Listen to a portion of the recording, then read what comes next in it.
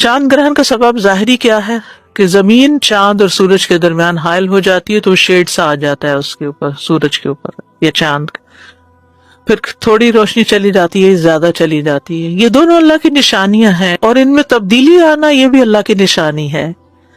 اور ان نشانیوں کے ذریعے اللہ اپنے بندوں کو ڈراتا ہے بھی. سورۃ الاسراء میں آتا ہے وَمَا نُرْسِلُ بِالْآيَاتِ إِلَّا تَخْوِيفًا، تاکہ بندے جو ہیں وہ اللہ کی طرف متوجہ ہوں.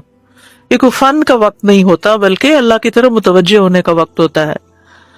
سورج اور چاند اللہ کی دو نشانیوں میں سے ہے. اللہ سورج کو گرہن اور چاند کو گرہن لگا کر اپنے بندوں کو قیامت کا دن یاد کراتا ہے کہ اس دن ان کی روشنی ختم ہو جائے گی. اللہ تعالیٰ نے فرمایا فَإِذَا بَرِقَ الْبَصَرُ وَخَسَفَ الْقَمَرُ وَجُمِعَ الشَّمْسُ وَالْقَمَرُ، جب نظر پتھرا جائے گی اور چاند بے نور ہو جائے گا اور سورج اور چاند جمع کر دیے جائیں گے. لہٰذا یہ نشانی اس دن کی یاد دلاتی ہے. جب آپ صلی اللہ علیہ وسلم کے دور میں ایسا ہوا تو آپ گھبرا کر نماز کی طرف دوڑے.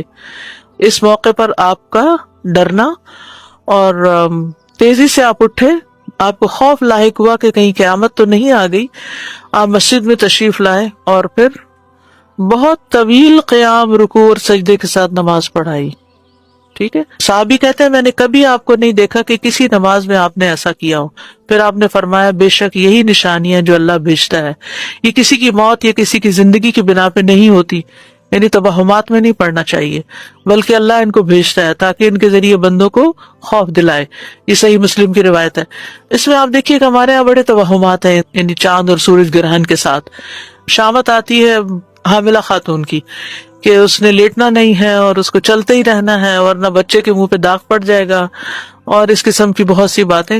اس موقع پر نبی صلی اللہ علیہ وسلم کے بیٹے فوت ہوئے تھے تو لوگوں نے اس کو اس سے منسوب کر لیا کہ اس وجہ سے یہ گہن ہوا ہے کیونکہ ابراہیم کی وفات ہوئی، یعنی اس کے ساتھ ہی ہوا. تو آپ نے فرمایا اس کا کسی کی موت سے کوئی تعلق نہیں، یعنی یہ نہیں کہ کسی ملک کا سربراہ ہے وہ مر جائے گا کیونکہ اس کے ہوتے ہوئے سورج گرہن یا چاند گرہن لگ گیا. عبداللہ ابن عمر کہتے ہیں کہ رسول اللہ صلی اللہ علیہ وسلم کے زمانے میں سورج کو گرہن لگ گیا تو رسول اللہ صلی اللہ علیہ وسلم نماز کے لیے کھڑے ہوئے، لوگ بھی آپ کے ساتھ کھڑے ہوئے. تو دوسری رکعت کے آخری سجدے میں آپ ہانپنے اور رونے لگے. آپ کہہ رہے تھے لم تعدنی ھذا وانا فیہم، لم تعدنی ھذا ونحن نستغفرک، اے اللہ تو نے مجھ سے اس کا وعدہ نہیں کیا تھا جبکہ میں ان میں موجود ہوں، تو نے مجھ سے اس کا وعدہ نہیں کیا جبکہ ہم تجھ سے بخشش مانگتے ہوں. پھر آپ نے سر اٹھایا تب سورج صاف ہو چکا تھا. پھر رسول اللہ صلی اللہ علیہ وسلم اٹھے اور لوگوں سے خطاب فرمایا. پہلے اللہ کی حمد و ثنا بیان کی، پھر فرمایا بے شک سورج اور چاند اللہ کی نشانیوں میں سے دو نشانیاں، جب تم ان میں سے کسی کا گرہن دیکھو تو اللہ کے ذکر کی طرف دوڑو. اور آپ نے فرمایا کہ کسی کی موت اور حیات سے اس کا تعلق نہیں ہے، یعنی توہمات میں مت پڑھو. اور چونکہ آپ نے اس کا حکم دیا تھا پڑھنے کے لیے، لیکن پھر بھی نفلی نماز ہے، اگر کسی مجبوری سے انسان نہ پڑھ سکے تو کوئی بات نہیں. اس کے لیے اذان نہیں ہوتی لیکن اعلان ہوتا ہے ان الصلاۃ جامعۃ. اگر حرم میں کبھی آپ ہوں تو وہاں ان الصلاۃ جامعۃ کی آواز کے ساتھ نماز کے لیے بلاتے ہیں اور لمبی نماز پڑھاتے ہیں. اور اس میں حضرت عائشہ کہتی ہیں کہ سورج بے نور ہوا ایک بار آپ کی زندگی میں، آپ مسجد میں تشریف لے گئے، لوگوں نے آپ کے پیچھے صفیں بنائی اور پھر آپ نے تکبیر تحریمہ کہی. مرد اور عورتیں سبھی پڑھتے ہیں. حضرت عائشہ بھی پڑھ رہی تھی، حضرت اسماء نے دیکھا اور پھر وہ بھی شروع ہو گئی. اور اس کا طریقہ تھوڑا سا مختلف ہے نماز کا. اس میں تکبیر تحریمہ کہے، پھر دعائے استفتاح پڑھے، پھر تعوذ پڑھے، اس کے بعد سورۃ الفاتحہ کے ساتھ سورت ملائے اور لمبی قرات کرے. ثم یرکع رکوعا طویلا، پھر لمبا رکوع کرے، پھر رکوع سے سر اٹھا کر سمع اللہ لمن حمد ربنا ولک الحمد کہے، پھر دوبارہ سے سورۃ فاتحہ پڑھے. سجدے میں نہیں جانا ابھی، ٹھیک ہے. اور پھر سورۃ فاتحہ کے ساتھ کسی دوسری سورت کو ملا کر لمبی قرات کرے تاہم پہلی رکعت یا پہلے قیام سے یہ قیام تھوڑا کم ہوگا.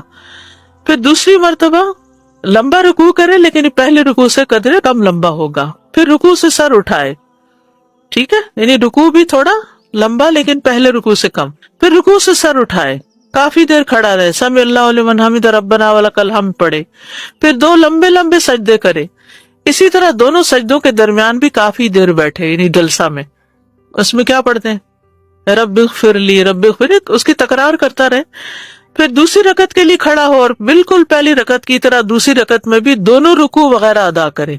ٹھیک ہے، ہر رکعت میں 2 رکوع ہیں اور 2 سجدے ہیں، یعنی 2 رکعتیں بن جاتی ہیں ایک طرح سے، لیکن دوسری رکعت کا عمل پہلی رکعت کے اعمال سے قدرے کم ہوگا، یعنی طول اس کا. پھر اس کے بعد تشہد میں بیٹھے اور آخر میں سلام پھیر دے. 4 قیام، 4 رکوع اور 4 سجدے بھی ہیں. جہری قرات، آپ نے بلند آواز سے قرات فرمائی تھی، اس میں پرمشقت قیام تھا. حضرت عائشہ کہتی ہیں کہ رسول اللہ صلی اللہ علیہ وسلم کے زمانے میں سورج کو گرہن لگ گیا تو آپ نے بڑا پرمشقت قیام، یعنی بہت دیر کھڑے رہے، لمبا قیام کیا. آپ کا قیام سورۃ البقرہ کی قرات کی طرح طویل تھا. ہم تو پوچھتے ہفتے میں سورۃ بقرہ پڑھ لیں. اسماء بنت ابی بکر سے روایت، انہوں نے کہا کہ ایک دن نبی صلی اللہ علیہ وسلم تیزی سے لپک کر گئے. کہا ان کی مراد اس دن سے تھی جس دن سورج گرہن لگا ہوا تھا. تو جلدی میں آپ نے قمیص اٹھا لی، حتیٰ کہ آپ کو چادر لا کر دی گئی تو آپ نے لوگوں کو امامت کراتے ہوئے انتہائی طویل قیام کیا. اگر کوئی ایسا انسان آتا جس کو یہ پتہ نہ ہوتا کہ آپ قیام کے بعد رکوع کر چکے ہیں تو اس قیام کی لمبائی پر وہ کبھی نہ کہہ سکتا کہ آپ ایک دفعہ رکوع کر چکے ہیں. طویل رکوع اور سجود. پھر نماز کے بعد خطبہ دینا. گرہن لگنے پر کرنے کے کام کیا ہے؟ ذکر، دعا اور استغفار کی طرف لپکنا، کثرت سے استغفار کرنا، تسبیح، تحمید اور تہلیل کہنا، عذاب قبر سے پناہ مانگنا. آپ نے جب طویل قیام کیا تو فراغت کے بعد جو کچھ اللہ نے چاہا اسے بیان کیا اور پھر لوگوں کو حکم دیا کہ وہ عذاب قبر سے پناہ مانگے. صدقہ کرنا. سنن نبی داؤد کی روایت میں آتا ہے کہ جب تم یہ کیفیت دیکھو تو دعا کیا کرو، تکبیر بیان کرو اور صدقہ کیا کرو. غلام آزاد کرنا. اسماء رضی اللہ عنہ کہتی ہیں کہ نبی صلی اللہ علیہ وسلم نماز کسوف کے موقع پر غلام آزاد کرنے کا حکم دیا کرتے تھے.